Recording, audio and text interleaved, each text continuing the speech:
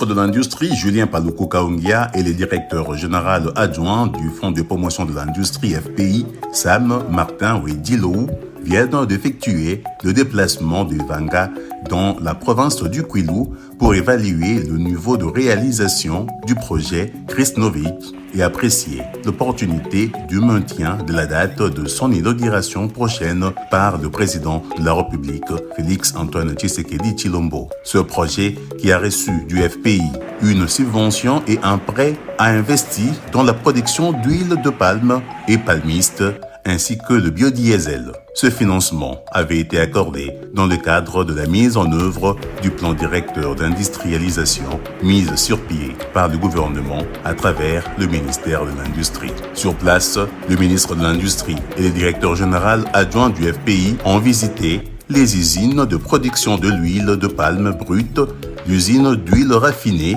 l'usine de l'huile palmiste et enfin l'usine de biodiesel. Le constat fait est que les travaux sont réalisés à 95% et que les ingénieurs et les autres équipes travaillent d'arrache-pied pour finaliser les travaux de finition. Une fois opérationnelle, cette usine, qui renaît des cendres de la plantation levée au Zaïre, PLZ, aura une capacité de production de 9000 tonnes d'huile et pourra créer environ 3000 emplois. Et le ministre de l'Industrie, Julien Paluku Kahongya, s'en est réjoui, d'autant plus que le projet va lutter contre la pauvreté, voire créer des millionnaires en République démocratique du Congo. Et je pense que tout le monde va s'apercevoir de cette gigantesque infrastructure qui est ici, où on va nous produire l'huile brute, parce que vous savez que l'huile brute, aujourd'hui, on l'importe des pays du Moyen-Orient pour alimenter nos usines à Kinshasa, qui nous produisent du savon, des huiles, etc., que je ne vais pas citer ici, parce qu'aujourd'hui, c'est le temps de citer Krisnovik. Maintenant, lui va nous produire cette huile brute pour nous limiter la facture qui pèse lourd sur l'économie congolaise, facture d'importation, parce qu'on paie des milliers de dollars en important de l'huile de l'extérieur. Maintenant, ici, on va produire 9000 tonnes d'huile. Et donc, de ces 9000 tonnes, on va sortir une quantité pour produire l'huile raffinée. Et de cette huile raffinée, on va innover en Afrique centrale, en Afrique tout entière, pour produire le biodiesel. Ça veut dire c'est l'utilisation, cette fois-ci, du carburant qui est moins polluant, en substitution du carburant ordinaire. Et donc, nous rejoignons encore la vision du président de la République qui a toujours dit que le Congo, c'est le pays solution. Donc, à partir de Vanga, ici, dans le Congo profond du Kwilu, on va produire le produit, si vous permettez la tautologie, qui est la substitution du carburant, pour que nous ayons le biodiesel qui est moins polluant, qui est une énergie verte et qui va permettre la RDC, encore une fois, de se hisser au diapason des pays qui luttent contre le réchauffement climatique. Donc, c'est un sentiment de satisfaction. Nous sommes venus avec le directeur général adjoint du Fonds de promotion de l'industrie qui vient d'être nouvellement installé pour qu'il voit lui-même qu'est-ce que la FPI a pu faire et qu'est-ce qu'on peut encore apporter comme accompagnement, parce qu'on ne peut pas laisser ce projet en cours de route. Et beaucoup d'encouragement aux promoteurs congolais. Voilà les millionnaires congolais que le président Félix Tshisekedi a voulu créer. Et donc, ils seront encore des milliers comme lui qui vont être accompagnés par le gouvernement. C'est la raison pour laquelle il faudrait que ces images soient diffusées pour que les gens voient que des Congolais peuvent réaliser de grandes infrastructures comme celle-ci.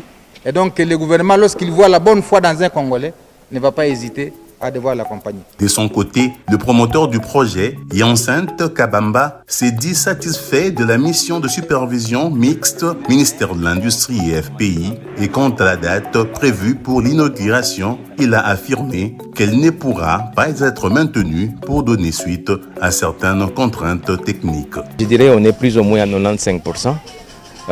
Nous nous souvenons qu'il y a une année, on a reçu la visite de la délégation gouvernementale. Et de cette délégation, c'est, disons, dégager une subvention nécessaire pour notre projet. Et aujourd'hui, il était prévu qu'on puisse faire l'évaluation.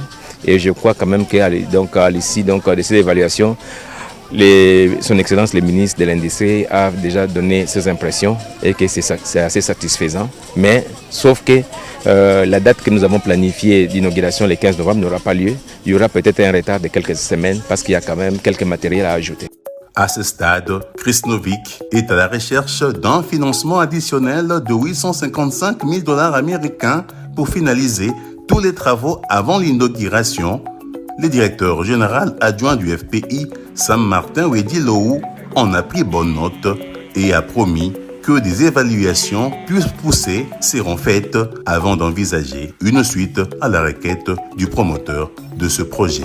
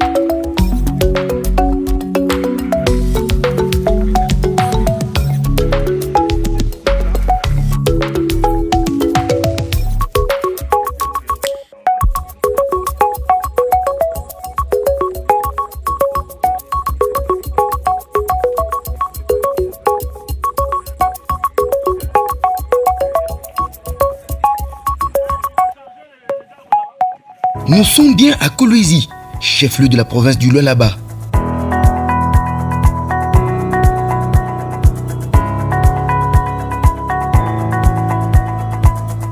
Dans cette ville, chaque jour qui passe, des bâtiments poussent du sol comme des champignons.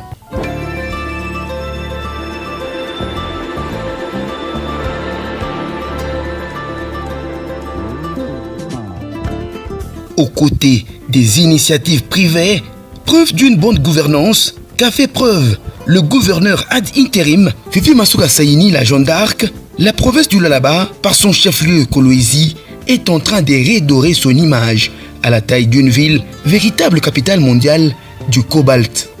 Grâce à la paix sociale, la bonne collaboration entre institutions et un leadership féminin hors pair, la transformation se fait sentir dans tous les coins et recoins de la ville. En y faisant un simple tour, on commence à y prendre énormément le plaisir d'une vraie ville moderne comparativement à celle qu'il y avait il y a de cela quelques années. Déjà, le gouvernement a initié plusieurs chantiers en moins de temps. Des chantiers dont les travaux se poursuivent et d'autres qui viennent d'être amorcés. Derrière le pavillon présidentiel est érigée la résidence du président de la République, un bâtiment digne de son nom.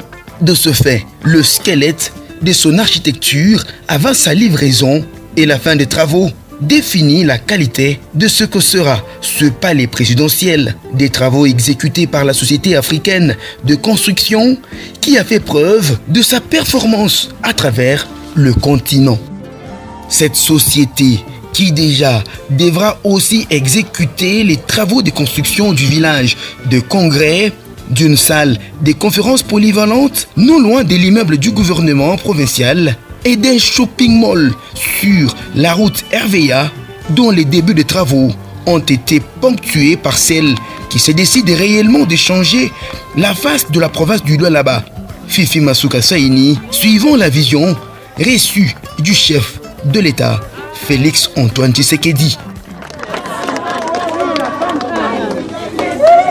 C'est vrai, ce sont des bâtiments, mais le développement d'un peuple, le développement d'une province ou d'un pays, c'est par ces édifices, c'est par des bâtiments.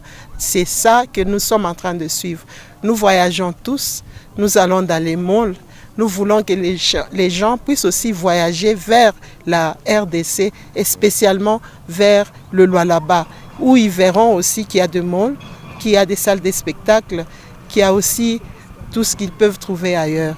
Donc le modèle que nous avons vu hier, nous sommes en train de l'amener chez nous. Il n'y aura pas seulement ça. Les constructions continuent. Ne vous fatiguez pas.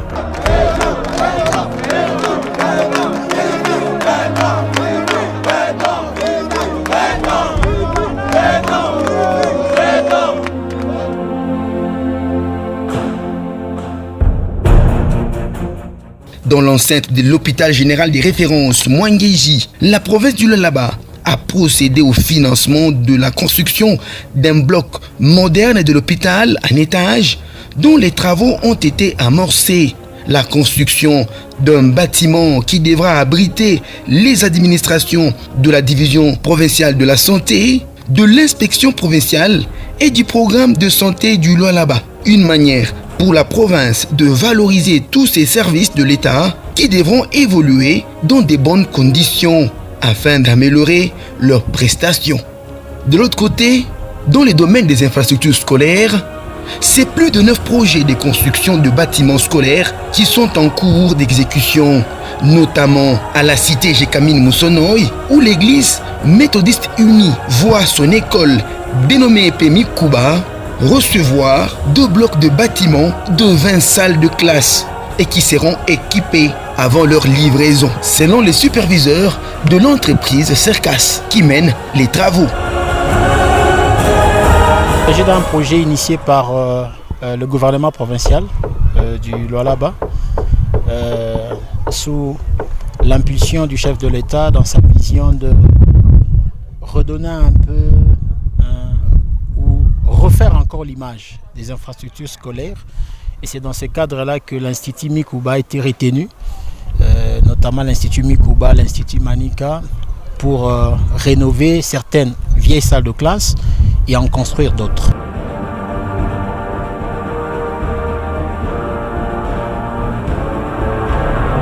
À la cité Manika, l'église Ngarigaz, elle aussi, voit son école, l'Institut Manika, recevoir un bâtiment moderne et dont les travaux évoluent à pas de géants. D'autres travaux de construction de bâtiments scolaires sont en cours au quartier Kasulo et autres. Entre-temps, la Jeanne d'Arc Fifi Masuka Saini, après acquittement de moyens financiers prévus pour la poursuite des travaux de construction de l'aérogare moderne de Kolwezi, voit ces travaux se réaliser à pleine vitesse. Cet aérogare qui, sur demande d'elle-même, aura désormais un gate et autres services spécialisés à la satisfaction des visiteurs.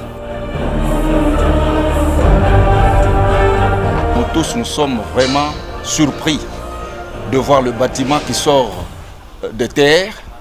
Et bon, je ne sais pas, depuis ma génération, notre génération, nous n'avons jamais vu des choses pareilles.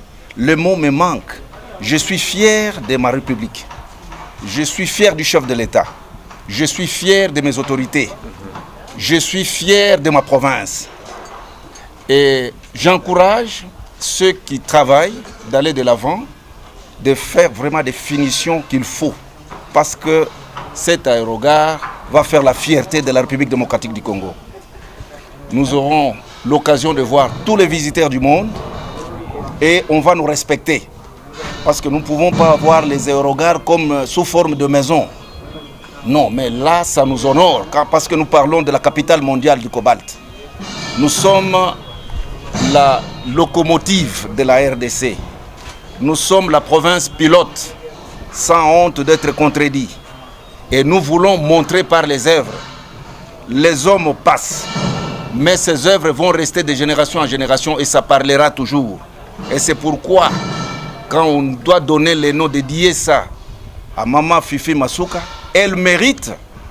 Ce ne sont pas des fantaisies, ce ne sont pas des histoires qu'on nous raconte. Nous venons de palper de nos doigts la réalité de ce qu'elle est en train d'abattre comme travail.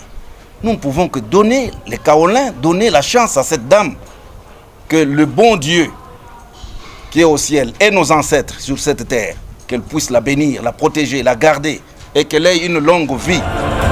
Merci.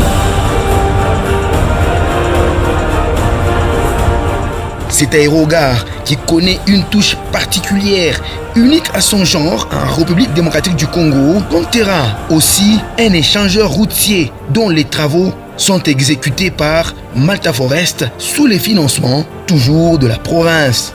Le gouvernement du Lualaba, qui a fini notamment de financer les travaux de construction de plusieurs infrastructures de la province, veille aussi à l'exécution de certains autres dans différentes communes et territoires. Comme à son dernier passage, la volonté du chef de l'État, Félix Antoine Tshisekedi est réellement de faire de cette province du Lualaba un Eldorado qui reflètera la quinquintance de ses potentiels du sol et de son sous-sol. En tout cas, la Jeanne d'Arc, Fifi Masuka Saini, suivant les pas de son maître, est déterminée à tout transformer dans sa province afin de rendre justice à sa population. Ici, aucune minute ne passe sans que quelque chose ne bouge